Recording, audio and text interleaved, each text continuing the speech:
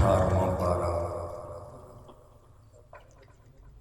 سورۃ النور آیت نمبر 51۔ 12واں رکوع ختم ہو رہا ہے، 13واں رکوع شروع ہو رہا ہے۔ اعوذ باللہ من الشیطان الرجیم،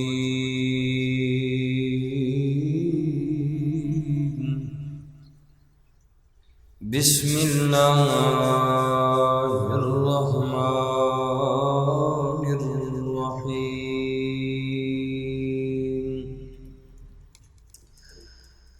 انما کان قول المؤمنین،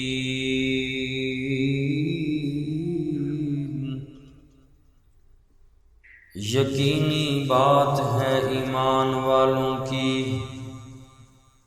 اذا دعوا الی اللہ ورسولہ، جب بلایا جاتا ہے انہیں اللہ اور اس کے رسول کی طرف، لِيَحْكُمَ بَيْنَهُمْ، تاکہ رسول ان کے مابین فیصلہ فرمائیں،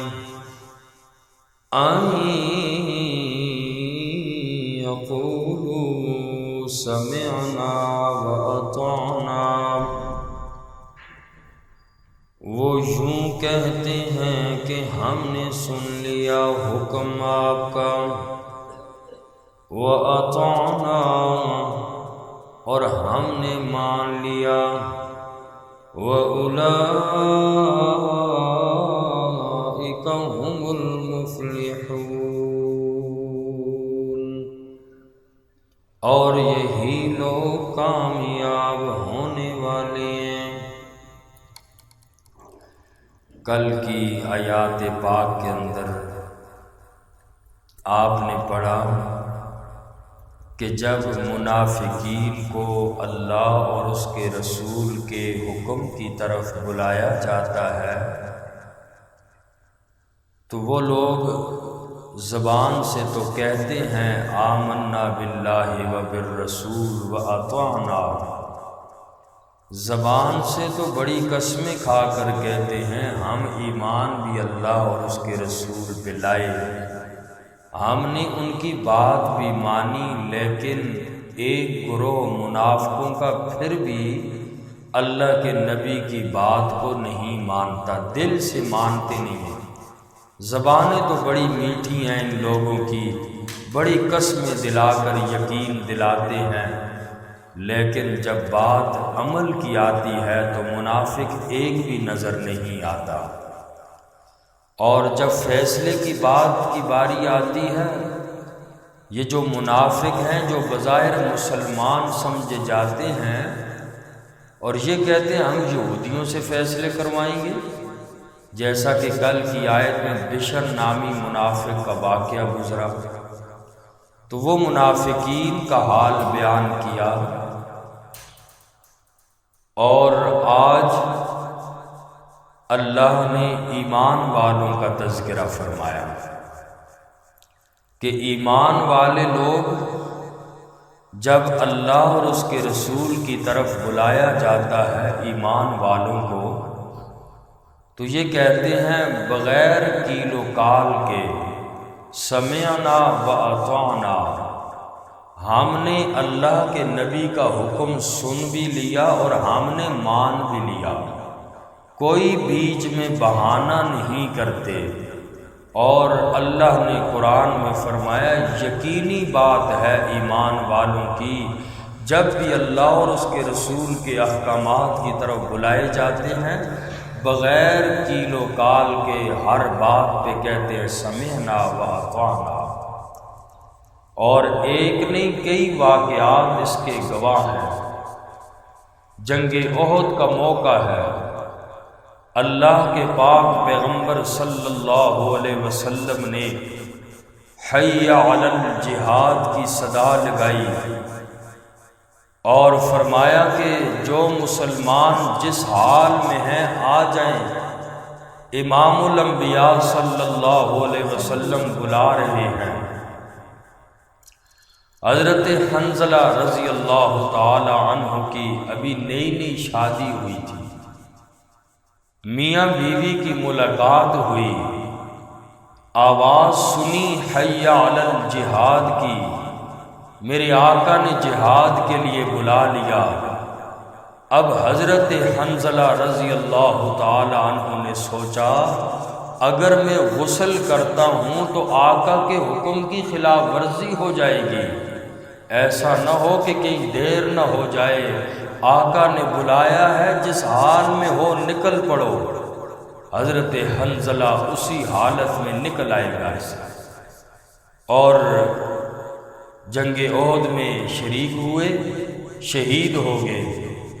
اور کیا دیکھتے ہیں آقا علیہ الصلوۃ والسلام، شہیدوں کو جب دیکھا گیا تو حضرت حنظلہ رضی اللہ تعالی عنہ کو فرشتے غسل دینے کے لیے آسمان سے آ رہے ہیں، اور پھر فرشتوں نے حضرت حنظلہ رضی اللہ تعالی عنہ کو غسل دیا، چونکہ غسل جنابت سے تھے، اسی لیے لقب حضرت حنظلہ کا غسیل الملائکہ پڑ گیا کہ وہ آدمی ہیں کہ جن کو غسل جو ہے وہ فرشتوں نے دیا، غسیل الملائکہ۔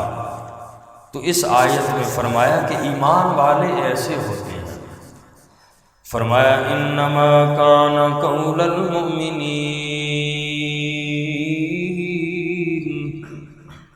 یقینی بات ہے ایمان والوں کی، اذا دعوا الی اللہ ورسولہ، جب بلایا جاتا ہے اللہ اور اس کے رسول کی طرف، لیحکم بینہم، تاکہ رسول ان کے درمیان فیصلہ فرمائیں، ان یقولوا سمعنا واطعنا، بلا کیل و کال کہتے ہیں ہم نے حکم سن لیا اور ہم نے مان لیا، کوئی بہانے ایمان والے نہیں کرتے۔ وَأُولَئِكَ هُمُ الْمُفْلِحُونَ، اور یہی لوگ کامیاب ہونے والے ہیں۔ ہمیں بھی اس آیت پاک کی روشنی میں اپنے نفس کا محاسبہ کرنا چاہیے، دیکھنا چاہیے کہ جب اللہ اور اس کے رسول کے احکام کی باری آتی ہے ہم کتنا سمعنا و اطعنا کرتے ہیں، کہ ہم کتنا ہمارا دل گواہی دیتا ہے کہ مان لو، اور حکم سن کے فوراً اللہ کے حکم کی طرف متوجہ ہو جاتے ہیں۔ اس لیے یہ ایمان والوں کی نشانی بیان کی، کامیاب لوگوں کی نشانی بیان کی۔ میرے لیے اور آپ کے لیے بھی سوچنے کا مقام ہے کہ اپنا محاسبہ کریں، کہیں ہم پکے ایمان والوں میں سے ہیں یا دوسرے گروہ سے ہمارا تعلق تو نہیں ہے، اگر ہے تو سیدھے رخ پہ اپنے نفس کو لانے کی کوشش کی جائے۔ وَمَن يُطِعِ اللَّهَ وَرَسُولَهُ وَيَخْشَ اللَّهَ، اور جو اللہ اور اس کے رسول کی اطاعت کرتا ہے، وَيَخْشَ اللَّهَ،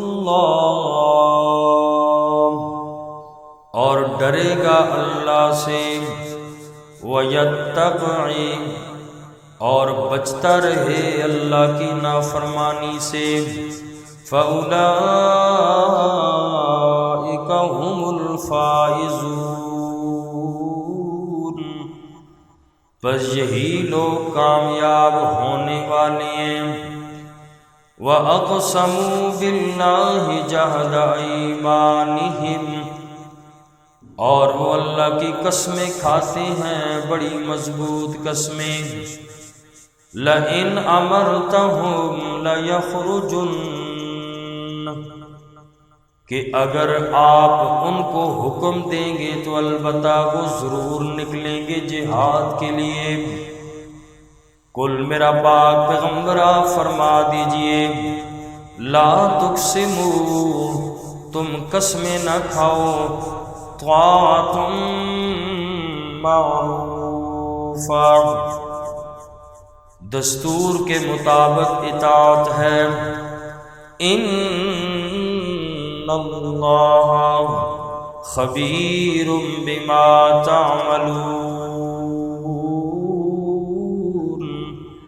بے شک اللہ تعالی خبر رکھنے والے ہیں جو تم عمل کرتے ہو۔ ایمان والوں کے بعد اب پھر تذکرہ اللہ نے منافقین کا کیا۔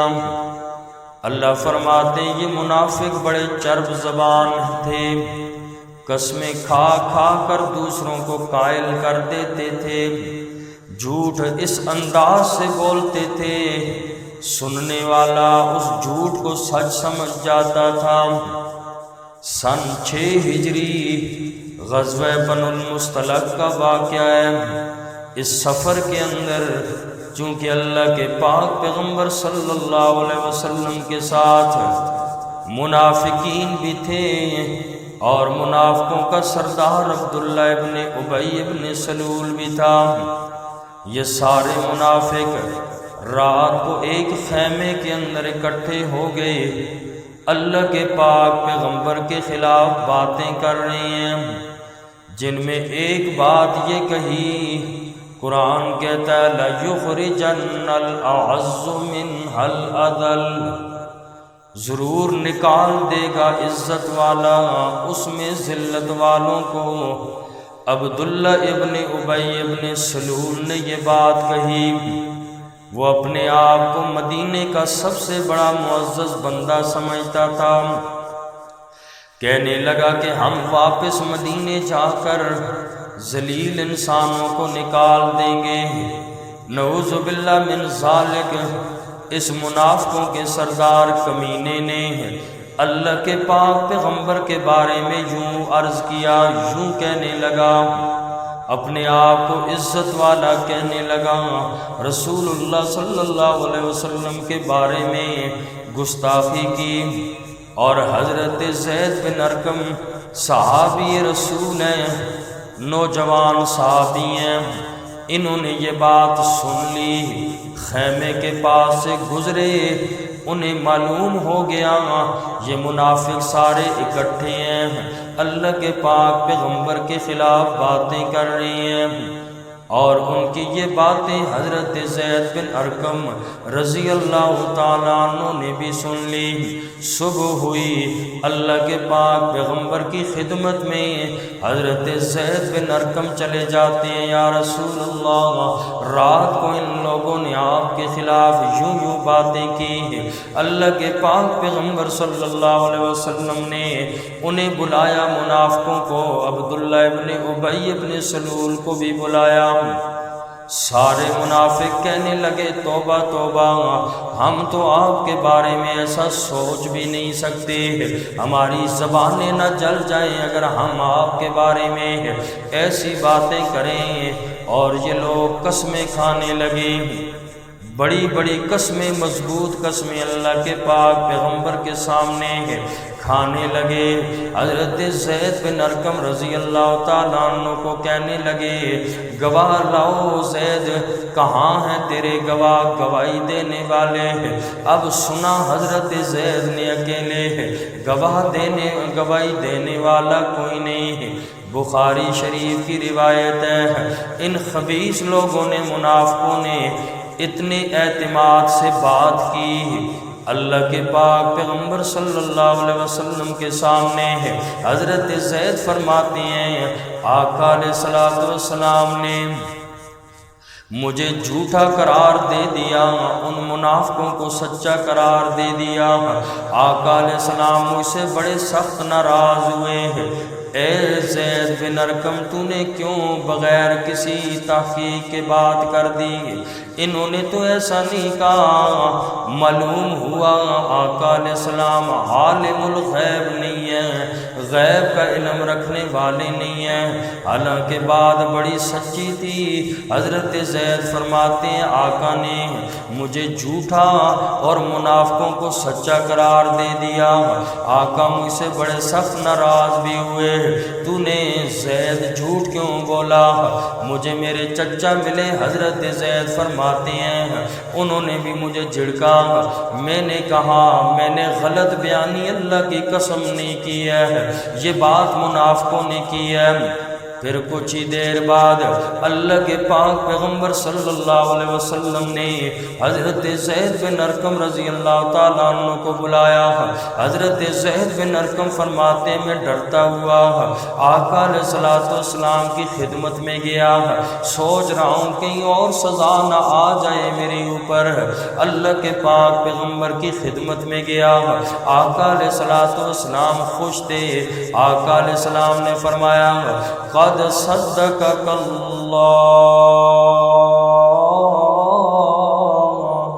اے زید بن ارقم اللہ کریم نے تجھے سچا قرار دے دیا۔ اللہ کے قرآن کی یہ آیتیں نازل ہو گئی، فرمایا اے زید بن ارقم تو سچا، یہ منافق سارے جھوٹے ہیں۔ اللہ کا قرآن کہتا ہے واللہ یشہد ان المنافقین لکاذبون، اللہ گواہی دیتے ہیں کہ بے شک یہ منافق جھوٹے ہیں۔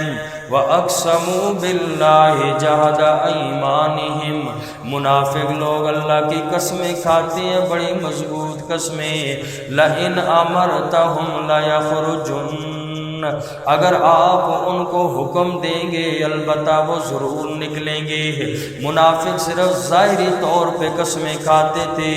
قل فرما دیجئے میرا پاک پیغمبر لا تقسموا، تم قسمیں نہ کھاؤ، طاعت معروفہ، دستور کے مطابق اطاعت ہے، ہم تمہاری اطاعت جانتے ہیں۔ اے منافقو تم کتنے اطاعت گزار ہو۔ ان اللہ خبیر بما تعملون، بے شک اللہ کریم خبردار ہے اس سے جو تم کام کرتے ہو۔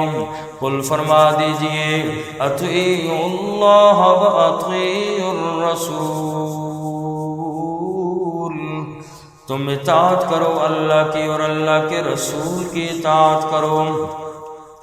فَإِن تَوَلَّوْا، پھر اگر تم نے روگردانی اختیار کی، فَإِنَّمَا عَلَيْهِ مَا حُمِّلَ، بے شک نبی کے ذمہ ہے جو ان پر ڈالی گئی ہے۔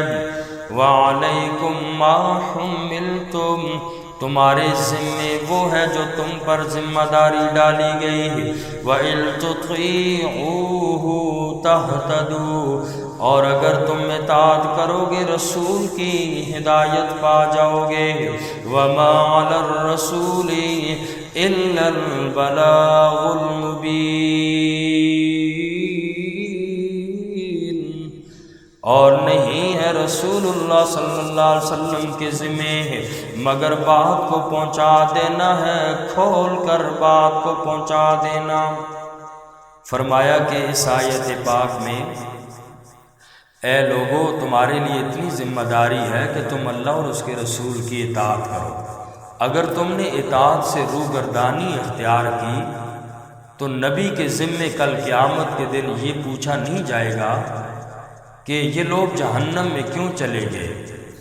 نبی سے اتنا سوال ہوگا کہ اے میرا نبی تو نے ان کو تبلیغ اور دعوت کی دی تھی کہ نہیں دی تھی۔ وَلَا تُسْأَلُ عَنْ أَصْحَابِ الْجَحِيمِ، جہنم میں کیوں چلے گئے اس کے بارے میں آپ سے نہیں پوچھا جائے گا، اس لیے کہ آپ نے دعوت میں کوتاہی نہیں کی۔ اس وجہ سے بھی ہدایت کسی نبی کے ہاتھ میں نہیں ہے۔ قرآن نے فرمایا اِنَّكَ لَا تَهْدِي مَنْ أَحْبَبْتَ، اے نبی بے شک آپ ہدایت نہیں دے سکتے جسے آپ چاہیں گے۔ وَلَكِنَّ اللَّهَ يَهْدِي مَن يَشَاءُ، ہدایت اسی کو ملے گی جسے اللہ چاہیں گے۔ تو نبی کے ذمے وہ ہے جن کے وہ مکلف ہیں، اور نبی کی ذمہ داری ہے وَمَا عَلَيْنَا إِلَّا الْبَلَاغُ، نبی کی ذمہ داری صرف بات کو کھول کر پہنچا دینا ہے۔ آگے کوئی مانے یا نہ مانے، منوانا نہ نبی کے ذمے ہے، نہ داعی کے ذمے ہے، نہ مبلغ کے ذمے ہے۔ اللہ مجھے اور آپ سب کو عمل کی توفیق نصیب۔